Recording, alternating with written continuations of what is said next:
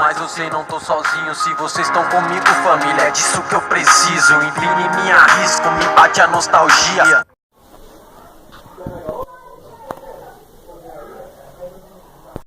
Eu edito.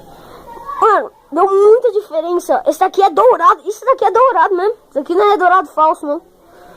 Olha, não, deu outra mudada no guidão, né, mano? Tá mudado. E tem esses negócios de manobra, velho. Muito chave, mano.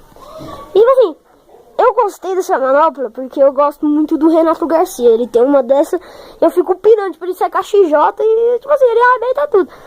Ele passa nos fluxos, dá corte de giro, filho. É chave do bagulho.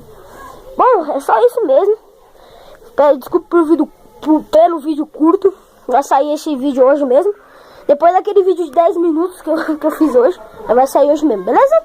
Então, nóis. Falou, valeu. Fui!